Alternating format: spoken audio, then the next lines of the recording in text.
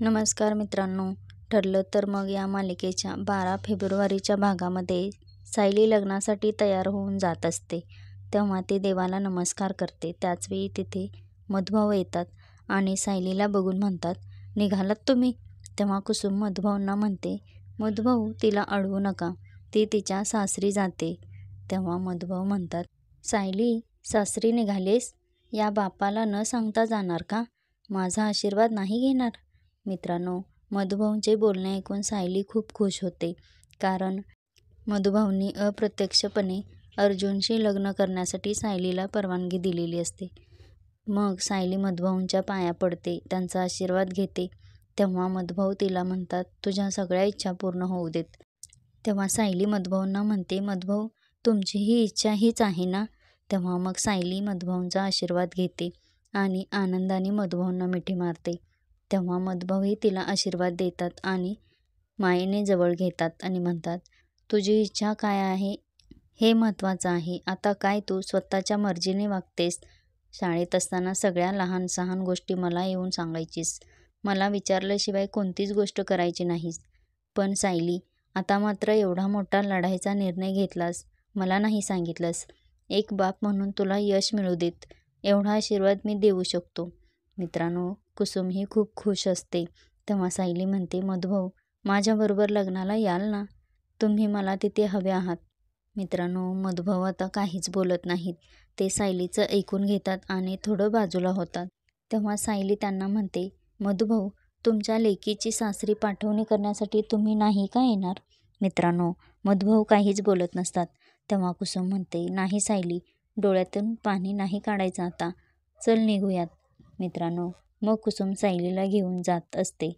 तरीही मधुभाऊ काहीच बोलत नाहीत, गप्प उभे असतात. पण सायली गेल्यानंतर ते खूप रडतात. आता इकडे प्रिया ही लग्नासाठी तयार झालेली असते. तेव्हा ती साक्षीशी फोनवर बोलत असते. तिला म्हणते, हे बघ साक्षी, आपण आत्तापर्यंत सगळं व्यवस्थित प्लॅन केलेलं आहे. पण आजचा दिवस सगळ्यात महत्त्वाचा आहे. आज जर आपण सायलीला थांबवू शकलो ना, तर आपण जिंकणार. हे बघ, एकदा का माझं आणि अर्जुनचं लग्न झालं ना, तर मग ती काहीच करू शकणार नाही. त्यामुळे आपण सावध राहायला पाहिजे. मित्रांनो, आता साक्षी चिडते आणि म्हणते, हे सगळं मला माहीत नाही असं वाटतंय का तुला? म्हणूनच मी सिक्युरिटी गार्डना पाठवलंय तिथे. तेव्हा प्रिया म्हणते, ती माणसंसुद्धा त्या चाळीतल्या माणसांसारखी निघाली तर?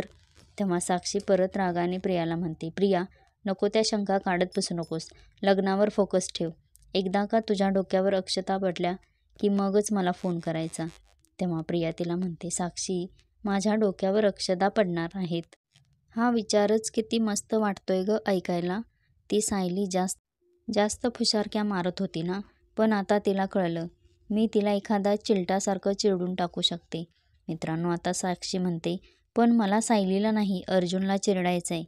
एकदा का तू त्याला घोळात घेतलंस ना प्रिया, की मगच त्याचं माझ्या केसवरचं लक्ष उडेल. तसंही मी तिथे खुनाच्या दिवशी नव्हते हे ॲडव्होकेट जोशींनी सिद्ध केलेच.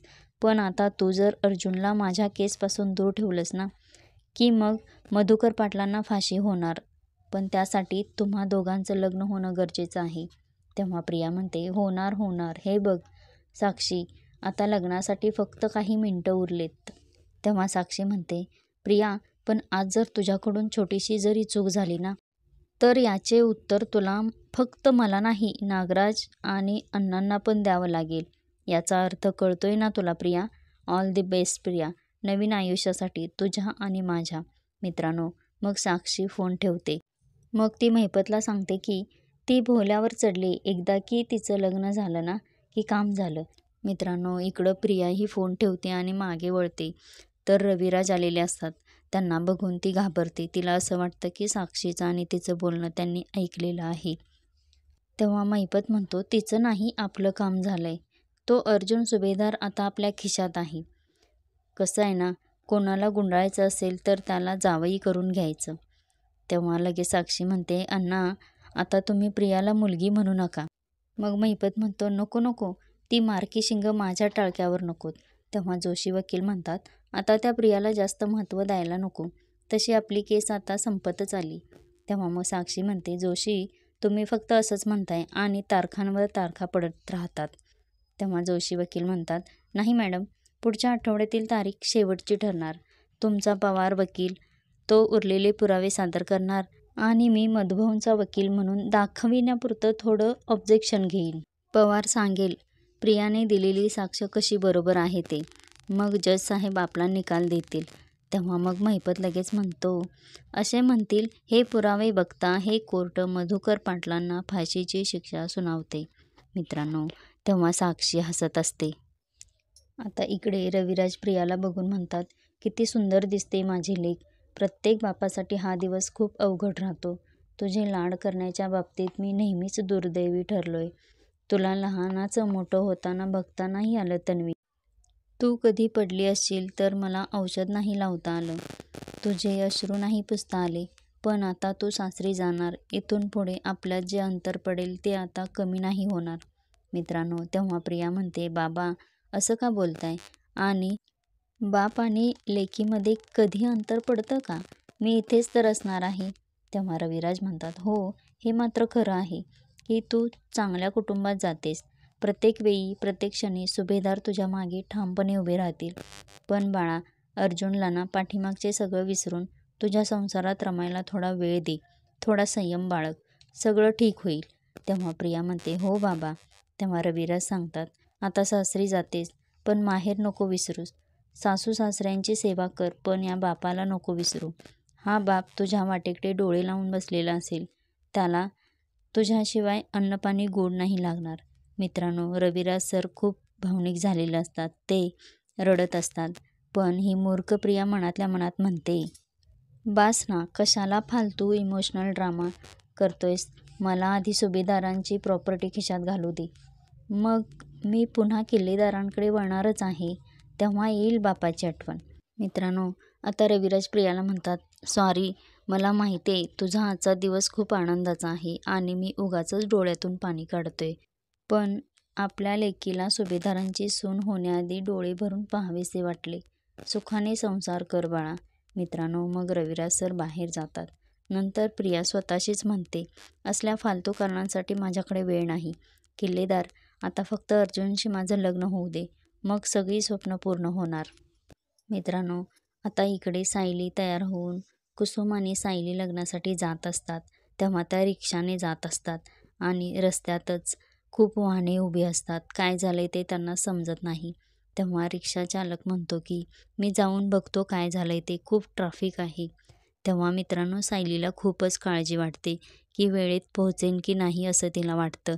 तेव्हा कुसुम म्हणते, शांत हो, आपण वेळेत पोहोचू. मित्रांनो, आता इकडे प्रिया तयार होत असते. त्यावेळी ती खूप खुश असते. तेव्हा नागराज तिला बघून म्हणतो, भलतीच खुश दिसतेस. तेव्हा प्रिया म्हणते, खुश तर असणारच ना. अर्जुन 99% माझ्या खिशात उतरलाय. तेव्हा नागराज म्हणतो, उरलेला 1%चं काय? त्यात काय गडबड झाली तर आधीच्या 99%ची काही किंमत नाही राहणार. तेव्हा प्रिया म्हणते, काही गडबड नाही होणार हो. तेव्हा नागराज तिला सांगतो, पण हा कॉन्फिडन्स तुझ्या चेहऱ्यावर आणि तुझ्या आवाजात नाही वाटत. प्रिया, तू जेव्हा मंडपात उभी असणार ना, तेव्हा मी तिथेच हा चाकू घेऊन तुझ्या मागे उभा असेल. मित्रांनो, प्रिया चाकू बघून खूपच घाबरते. तेव्हा नागराज म्हणतो, काय झालं? अगं, रीत आहे लग्नाची. नवरीचा मामा असा मागे चाकू घेऊन उभा असतो ना. तेव्हा प्रिया म्हणते, तुम्ही तर माझे काका आहात, तेही खोटे. तेव्हा नागराज चिडतो आणि म्हणतो, खोटा काका नाही, तन्वी खोटी आहे. लग्नात मी मामा म्हणून उभा राहू शकतो. तू नको याची काळजी करूस. तू ते टेन्शन घेऊ नकोस. तू असं टेन्शन घे, मी तुझ्या मागे असा चाकू घेऊन उभा असेन तेव्हा कोणतं कर्तव्य बजावत असेन. त्यामुळे उरलेल्या 1%वर लक्ष दे. मित्रांनो, प्रियाला घाबरलेलं बघून नागराज हसत असतो. तेव्हा प्रियाला घाम फुटलेला असतो. तो म्हणतो, घाम आलाय तुला, पुन्हा मेकअप करून घे. सगळा मेकअप उतरलाय. मित्रांनो, तेव्हा नागराज बाहेर जातो. आता इकडे ट्रॅफिकमुळे सायलीला खूप उशीर होत असतो. याचं टेन्शन आलेलं आहे. तेव्हा ती रिक्षातून उतरून ट्रॅफिक पोलिसांना विचारते, साहेब काय झाले हो? एवढ्या गाड्या कशा काय थांबल्या आहेत? तेव्हा तो ट्रॅफिक हवालदार म्हणतो, अहो, पुढे ॲक्सिडेंट झालाय. एकमेकाला 3 गाड्या धडकल्या आहेत. नशीब कोणाचा जीव नाही गेला. तेव्हा सायली म्हणते, मग आता रस्ता कधी मोकळा होणार आहे? मित्रांनो, तो ट्रॅफिक हवालदार सायलीवर चिडतून म्हणतो, थांबा हो, हे आम्ही बघतो. मग तो बाजूला निघून जातो. तेव्हा सायलीला खूपच टेन्शन आलेलं असतं. तेव्हा कुसुम तिला समजावते आणि म्हणते, थोडी शांत हो, धीर धर सायली. आता इकडे फार्म हाऊसवरती लग्नाची सगळी तयारी झालेली असते. तेव्हा गुरुजी वधूवरांना बोलावत असतात आणि म्हणतात, मुहूर्ताची वेळ जवळ आली आहे. इतक्यात अर्जुन आणि प्रियाही खाली येतातच. तेव्हा सगळे त्यांच्याकडे बघून खुश होतात आणि टाळ्या वाजवून त्या दोघांचं स्वागत करतात. तेव्हा प्रताप अश्विनला विचारतात की अश्विन, आपलं काय ठरलं होतं? अर्जुन आणि तन्वी येणार तेव्हा बँड वाजवणार होतो ना आपण, कुठे बँडवाले? तेव्हा अश्विन म्हणतो, हो, माझं त्यांच्याशी बोलणं झालंय. त्या बँड पथकाला यायला उशीरच झालाय, पण ते येतील. तेव्हा प्रतापराव म्हणतात, अरे. तेव्हा मग अश्विन म्हणतो की हो, पण ते येतील इतक्यात. पण डॅड, तुम्ही बरोबर बोलताय. जोपर्यंत दारात बँड वाजत नाही ना, तोपर्यंत लग्न लागलंय असं वाटत नाही. तेव्हा मग प्रतापराव म्हणतात, मग काय? तेव्हा पूर्णाजी लगेच म्हणतात, अरे, लग्न लागायला अजून वेळ आहे. खरं तर बँड पथक आधीपासूनच इथे असायला हवं होतं. अस्मिता म्हणते, अरे, त्यांना कॉल करून विचार, थोडा वेळ थांबूया आपण. मित्रांनो, लगेच प्रिया घाईघाईने म्हणते, कशाला त्यांच्यासाठी थांबायचं? आपण तोपर्यंत बाकीचे विधी करून घेऊयात. तसंही आपल्याकडे बँडची पद्धत नाहीच ना. बँड हौसेसाठी आपण बोलवलंय आणि मुहूर्त गाठणं जास्त महत्त्वाचं आहे. होय ना पूर्णाजी? तेव्हा पूर्णाजीही म्हणतात, हो हो. तेव्हा अस्मिता म्हणते, पण प्रतिमा आत्या कुठे दिसत नाही? तेव्हा रविराज सांगतात, अगं अस्मिता, कसं आहे ना, मंगलाष्टका सुरू असतात तेव्हा मुलीच्या आईने तिथे उभं राहायचं नसतं. मित्रांनो, अर्जुन बिचारा तोंड पाडून बसलेला असतो. त्याला सतत सायलीची आठवण येत असते. तो खूप नाराज झालेला असतो. इकडे प्रतिमा खोलीत बसलेली असताना तिला सायलीची आणि अर्जुनची खूप आठवण येते. तसंही तिला हे लग्न पटतच नाही, त्यामुळे तीही नाराज असते. इकडे कल्पना नवरा नवरीला बोहल्यावर चढवते. तेव्हा गुरुजी नवरीच्या मामाला बोलवायला सांगतात. तेव्हा प्रताप पुढे जातो. तेव्हा सुमन लगेच म्हणते, भाऊजी, तुम्ही वरपिता आहात ना, एरवी तन्वीचे मामा आहात, पण आज असं नाही चालणार. तेव्हा कल्पना म्हणते, हो, पण लग्नाला मामा तर हवायच ना. तेव्हा नागराज म्हणतो, मग मी आहे ना. म्हणजे मी नात्याने जरी तिचा काका असलो तरीही प्रतिमा वहिनी मला भाऊच मानतात ना, त्यामुळे मी हे विधी मामा म्हणून पार पाडू शकतो. तुला काही प्रॉब्लेम नाही ना तन्वी? मी असा सुरा घेऊन तुझ्या मागे उभा असेल. नाही म्हणजे मी काही करणार नाही तुला.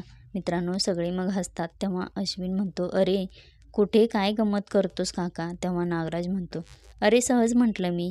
बरं पूर्णाई, मी मामा म्हणून विधी पार पाडू शकतो ना? तेव्हा पूर्णाजी म्हणतात, हो हो, अगदीच. मित्रांनो, मग नागराज तन्वीजवळ जाऊन उभा राहतो. सगळे खुश असतात. नंतर अर्जुन व प्रियाच्या मध्ये अंतरपाट पकडतात. तेव्हा प्रिया मनातल्या मनात म्हणते, माझा विश्वासच बसत नाही की माझं अर्जुनशी लग्न लागतंय. पण ती सायली आत शिरली नसेल ना? तिने अर्जुनच्या जागी भलताच कोणाला तरी उभं केलं नसेल ना? मित्रांनो, प्रिया अंतरपाटाच्या बाजूने अर्जुनकडे बघत असते.